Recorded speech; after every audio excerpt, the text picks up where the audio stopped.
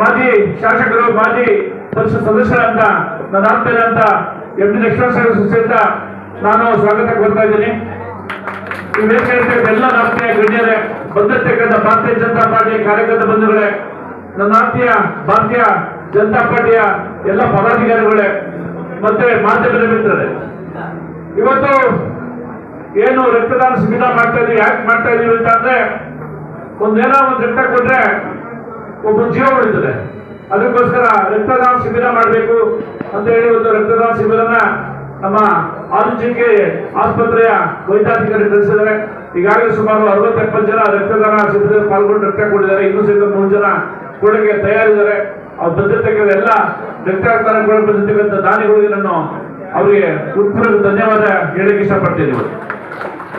ಇವತ್ತೆಲ್ಲರೂ ಮಾತಾಡಿದ್ರು, ಪುತ್ತಣ್ಣವರು ಸೇರಿದವರು ಮಾತಾಡಿದ್ರು ನರೇಂದ್ರ ಮೋದಿ ಬಗ್ಗೆ ಏನೇ ಮಾಡಿದ್ದಾರೆ ಅಂತೇಳಿ.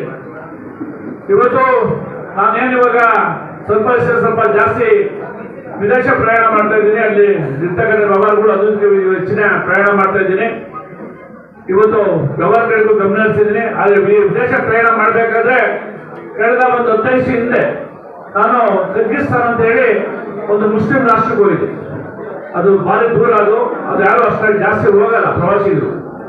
ಅಲ್ಲಿ ಹೋಗಿದ್ದ ಸಂದರ್ಭದಲ್ಲಿ ನಾನು ಸುಮಾರು ಆ ಒಂದು ಊರು ಬಿಟ್ಟು ಒಂದು 60-70 ಕಿಲೋಮೀಟರ್ ಒಂದು ಗುಡ್ಡಗಾಡು ಪ್ರದೇಶ, ಅಲ್ಲಿರ್ತಕ್ಕಂಥ ಪ್ರದೇಶದಲ್ಲಿ ಒಂದು ದೊಡ್ಡ ಬೆಟ್ಟಗಳು ಇರ್ತದೆ. ಅದು 6-7 ಕಿಲೋಮೀಟರ್ ಹತ್ತೋಗ್ಬೇಕಾದ್ರೆ ಅಲ್ಲಿ ಮಳೆ ಇಲ್ಲ ಜಾಸ್ತಿ. ಆ ಮಳೆ ಪರ್ವತಕ್ಕೆ ಮಂಜುಗಡ್ಡೆ ನೀರು ಬರ್ತದೆ, ನೀರಲ್ಲೇ ಸುಮ್ಮನೆ ವ್ಯವಸಾಯ ಮಾಡ್ತಾರೆ. ಮಂಜುಗಡ್ಡೆ ನೀರು ಆವಿ ನೀರು, ಮಳೆನೇ ಇಲ್ಲ ಜಾಸ್ತಿ, ಆವಿ ಆಗ್ತದೆ ಅಂತ ಒಂದು ಪ್ರದೇಶ. ಒಂದ್ ಕಡೆ ಬಂದ್ರೆ 18 ಡಿಗ್ರಿ ಸೆಲ್ಸಿಯಸ್ ಉಷ್ಣಾಂಶ ಇರ್ತದೆ, ಬಂತ ಬಂದ್ರೆ 30 ಡಿಗ್ರಿ ಇರ್ತದೆ, 40 ಡಿಗ್ರಿ ಇರ್ತದೆ. ವಿಚಿತ್ರವಾದ ದೇಶ. ಅಲ್ಲಿ ಹೋಗಿದ್ದೆ, ಅಲ್ಲಿ ಒಂದು 10 ಕಿಲೋಮೀಟರ್ ಹತ್ಕೊಳ್ಳೋದು.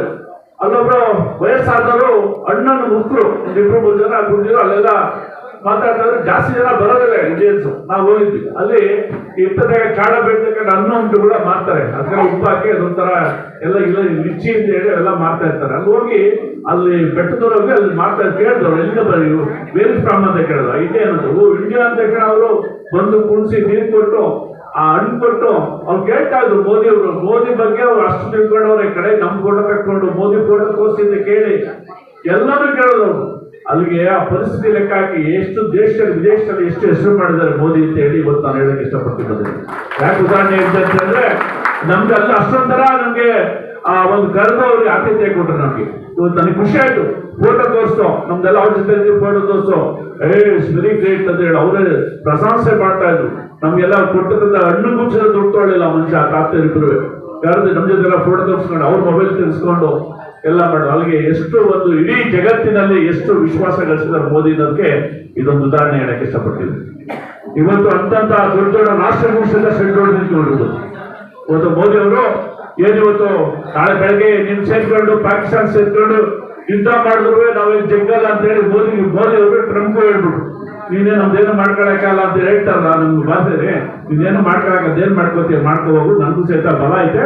ಬೇರೆ ಇರ್ತಕ್ಕಂಥ ಏನು ನಮ್ಮ ಪಕ್ಕ ಇರ್ತೀರಲ್ಲ ನಮ್ಮ ದೇಶಗಳು ನಮಗೆ ಸಹಕಾರ ಕೊಡ್ತಾರೆ. ಆಪ್ತ ದೇಶಗಳಿದೆ, ಮಿತ್ರ ದೇಶಗಳು ಸಹಕಾರ ಕೊಡ್ತಾರೆ. ನೀನು ಒಬ್ಬನೇ ಅಲ್ಲ ಅಂತ ಹೇಳಿ ಅವ್ರು ಹೋಗಿ ಅವಾಗ ಚೈನಾದಲ್ಲಿ ಭೇಟಿ ಮಾಡಿ, ನಾರ್ತ್ ಕೊರಿಯಾದ ಕ್ಯೂಜುಂಗ್ ಚಾಂಗ್ ಭೇಟಿ ಮಾಡಿ, ಇರ್ತಕ್ಕಂಥ ರಷ್ಯಾದ ಪುಟಿನ್ ಭೇಟಿ ಮಾಡಿ, ಎಲ್ಲ ಭೇಟಿ ಮಾಡಿದ ತಕ್ಷಣ ಅವ್ರಿಗೆ ನಡ್ಕೊಂಡ್ಬಿಡ್ಬೇಕು ಎಲ್ಲಿ ಮೋದಿ ನಮ್ಮ ಸೆಂಟ್ರಲ್ಲಿದ್ದವರು ಅಂತ ಹೇಳಿ. ಯಾಕೆ 50% 100% ಟ್ಯಾಕ್ಸು ಇರ್ತಕ್ಕಂಥ ನಮ್ಮಲ್ಲಿಂದ ರಫ್ತಾಗುತ್ತ ಬಟ್ಟೆ ಬರೆಗೆಲ್ಲ ಪ್ರತಿಯೊಂದು ನಮ್ಮಲ್ಲಿ ನಮ್ಮ ಸರಬರಾಜು ಆಗ್ತದೆ ವಸ್ತುಗಳು ಸಹಿತ ನಮ್ಮಲ್ಲಿ ಏನು ತಯಾರು ಮಾಡಿದ ವಸ್ತುಗಳು ಸಹಿತ 50% 100% ಸ್ಟಾಪ್ ತರ ಮಾಡ್ಬಿಟ್ರಲ್ಲ ರೇಟ್ ಕೂಡ.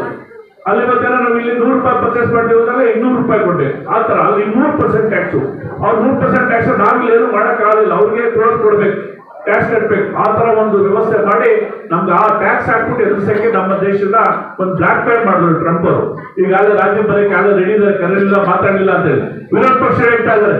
ಅವ್ರು ಟ್ರಂಪ್ ರಾತ್ರಿ ಫೋನ್ ಮಾಡಿದಂತೆ ಮೋದಿಗೆ ಟ್ಯಾಕ್ಸ್ ಕಮ್ಮಿ ಮಾಡ್ತಿದ್ರೆ ಎತ್ತಾ ಇಲ್ಲ ಅಂತ. ಹೌದು ಎತ್ತಾ ಇಲ್ಲ. ಯಾಕೆ ಎತ್ತಾ ಇಲ್ಲ ಅಂತಂದ್ರೆ ಟ್ಯಾಕ್ಸ್ ಮಾಡ್ಕೊಳ್ಳಿ, ಬೇರೆ ರೀತಿ ಮಾಡ್ಲಿಂದ ಮಾಡಿರ್ಬೋದು. ಮಾಡಿ ಇವತ್ತು ಅವ್ರಿಗೆ ಸೆಡ್ಯೂಲ್ ಇದ್ದಂತ ಏಕೈಕ ಪ್ರಧಾನಮಂತ್ರಿ ಅಂತಂದ್ರೆ ನರೇಂದ್ರ ಮೋದಿ ಅಂತ ಹೇಳಕ್ಕೆ ಇಷ್ಟಪಡ್ತಿದ್ರು.